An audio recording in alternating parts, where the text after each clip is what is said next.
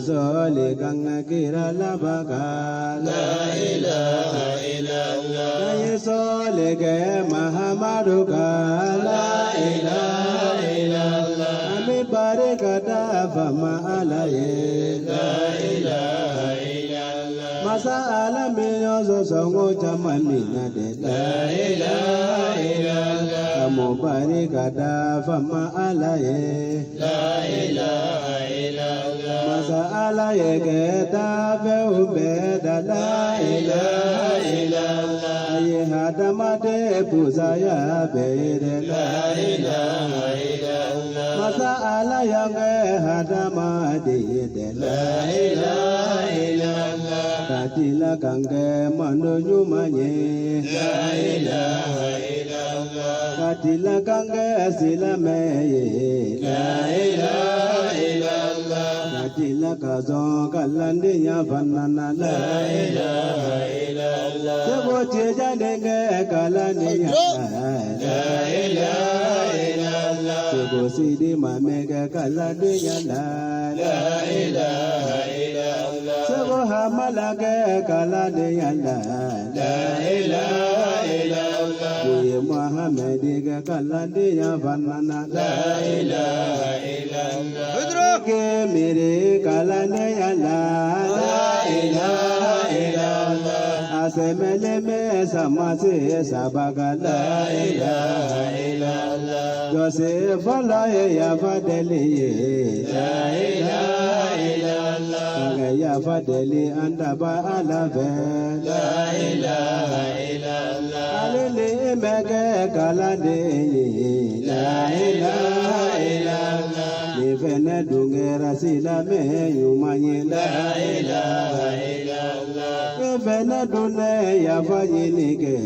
La ilaha illallah Nindale lube kurahana konona La ilaha illallah Joseph lanaye kraga zoleye La ilaha illallah Kama solige Mahamaduka La ilaha illallah Kanga sole kanga kira foloka La ilaha illallah Kanga sole kanga kira labaka La ilaha illallah Kanga sole ke Mahamaduka La ilaha illallah Ami barikata fama alaye La ilaha illallah Jose sabaye La ilaha La ilaha illallah Alamaumbalona La ilaha La ilaha illallah Alamaulabana La ilaha La ilaha illallah Alamaungulona La ilaha ya Rabbi La ilaha illallah Silamaya donga La ilaha La ilaha illallah Silamaya donga La ilaha La ilaha illallah Alele mege kalane La ilaha illallah Nifene dungera silame nyumanye La ilaha illallah Nifene dune La ilaha fo La ilaha illallah Nindale lube kurahana konona La ilaha illallah Alamaumbalona La ilaha La ilaha illallah Alamaulabana La ilaha La ilaha illallah Alamaukununa La ilaha La ilaha illallah Alamaulabana La ilaha ya Rabbi La ilaha illallah Eke mere kira baula La ilaha illallah Kira keme sabane tane sabafanana La ilaha illallah Ala ya bejini La ilaha La ilaha illallah Adila kana nabi nyuma fanada La ilaha illallah Aya bejini La ilaha La ilaha illallah Adila kana kutubu fanada La ilaha illallah Aya bejini La ilaha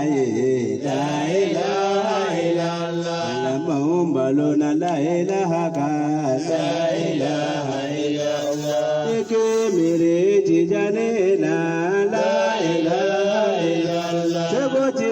nana la ilaha damine la ilaha illallah Sago chijane ye boye bao soro de la ilaha illallah Aya begeni la ilaha illallah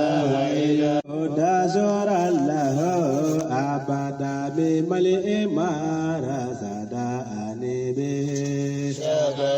Andare la bile oda sora Allah abada be mali emara sada anebe Ni mo mi me kisini ni be kuna dia yini igaze ha madama Allah Ni mo mi me kisini ni be kuna dia yini igaze ha madama Allah Ni ya zoro itayena ni ya bila itajena sherife do wale judo kudo Ne matike shagana kaira dige shagana faido dige shagana doni dige shagana boya dige shagana traja dige